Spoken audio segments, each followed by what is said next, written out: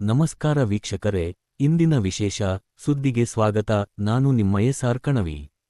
ಕಲಿತವನೇ ಜ್ಞಾನಿ, ಶ್ರೀಮಂತನೇ ದೊಡ್ಡವನು ಎನ್ನುವ ಈ ಕಾಲದಲ್ಲಿ ಬಡತನದಲ್ಲೂ ಅಪ್ರತಿಮ ಪ್ರಾಮಾಣಿಕತೆ ಮೆರೆದ ಕೂಲಿ ಕಾರ್ಮಿಕನೊಬ್ಬ ಇಂದು ಇಡೀ ರಾಜ್ಯದ ಗಮನ ಸೆಳೆದಿದ್ದಾರೆ. ಅಚಾತುರ್ಯದಿಂದ ಸಿಕ್ಕ ಲಕ್ಷಾಂತರ ರೂಪಾಯಿ ಮೌಲ್ಯದ ಚಿನ್ನಾಭರಣಗಳನ್ನು ವಾರಸುದಾರರಿಗೆ ಮರಳಿಸಿ ಹರಿಹರದ ವ್ಯಕ್ತಿಯೊಬ್ಬರು ಇಂದಿನ ಸಮಾಜಕ್ಕೆ ದೊಡ್ಡ ಮಾದರಿಯಾಗಿದ್ದಾರೆ. ಏನಿದು ಘಟನೆ? ಇಲ್ಲಿದೆ ನೋಡಿ ಕಂಪ್ಲೀಟ್ ರಿಪೋರ್ಟ್.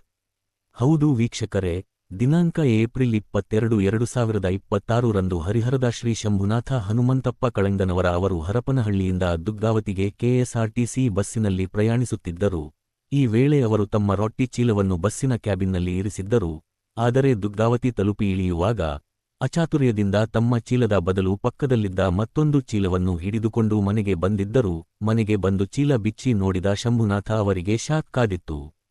ಅದರಲ್ಲಿ ಬರೀ ರೊಟ್ಟಿ ಇರಲಿಲ್ಲ, ಬದಲಾಗಿ ಹರಪನಹಳ್ಳಿಯ ಎಂ.ಡಿ. ಜ್ಯುವೆಲರ್ಸ್ಗೆ ಸೇರಿದ ಬ್ಯಾಗ್ ಇತ್ತು.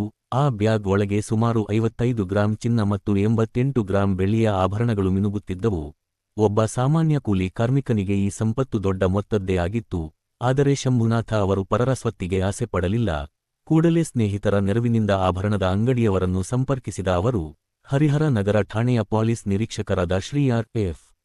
ದೇಸಾಯಿಯವರಿಗೆ ಆಭರಣಗಳನ್ನು ಸುರಕ್ಷಿತವಾಗಿ ಹಸ್ತಾಂತರಿಸಿದ್ದಾರೆ. ಬಡತನದಲ್ಲೂ ಇಂತಹ ದೊಡ್ಡ ಗುಣ ತೋರಿದ ಶಂಭುನಾಥ ಅವರ ಕಾರ್ಯಕ್ಕೆ ಇಡೀ ಪೊಲೀಸ್ ಇಲಾಖೆಯೇ ಸೆಲ್ಯೂಟ್ ಹೊಡೆದಿದೆ. ದಾವಣಗೆರೆ ಜಿಲ್ಲಾ police ಅಧೀಕ್ಷಕರಾದ Shri Shekhar HT. Ifs, ಹೆಚ್ಚುವರಿ ಪೊಲೀಸ್ ಅಧೀಕ್ಷಕರಾದ ಶ್ರೀ ಪರಮೇಶ್ವರ ಹೆಗಡೆ ಹಾಗೂ ಉಪಾಧೀಕ್ಷಕರಾದ ಶ್ರೀ ರುದ್ರಪ್ಪ ಉಜ್ಜನಕೊಪ್ಪ ಅವರು ಶಂಭುನಾಥ ಅವರಿಗೆ ಸನ್ಮಾನಿಸಿ ಗೌರವ ಸಲ್ಲಿಸಿದ್ದಾರೆ.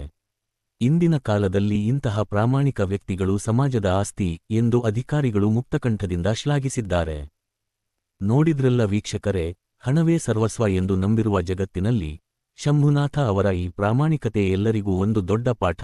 ಇಂತಹ ಮಾನವೀಯ ಗುಣಗಳು ನಮ್ಮ ಸಮಾಜದಲ್ಲಿ ಉಳಿದಿರುವುದರಿಂದಲೇ ಇಂದಿಗೂ ಮನುಷ್ಯತ್ವ ಜೀವಂತವಾಗಿದೆ. ಶಂಭುನಾಥ ಅವರಿಗೆ ನಮ್ಮ ಚಾನೆಲ್ ಕಡೆಯಿಂದಲೂ ಒಂದು ದೊಡ್ಡ ಸಲಾಂ. ಇದಿಷ್ಟು ಈ ಹೊತ್ತಿನ ವಿಶೇಷ ಸುದ್ದಿ. ಇಂತಹ ಮತ್ತಷ್ಟು ಸ್ಫೂರ್ತಿದಾಯಕ ಸುದ್ದಿಗಳಿಗಾಗಿ ನೋಡ್ತಾ ಇರಿ ನಮ್ಮ ಚಾನೆಲ್. ಸಬ್ಸ್ಕ್ರೈಬ್ ಆಗೋದನ್ನ ಮರಿಬೇಡಿ. ಧನ್ಯವಾದಗಳು.